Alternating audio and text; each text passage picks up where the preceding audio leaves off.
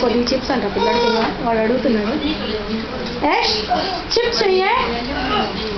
chips चाहिए वो cake इतना फिनिश करो चिप्स ले लो कितना अच्छा पूछ रहे इतना चाहिए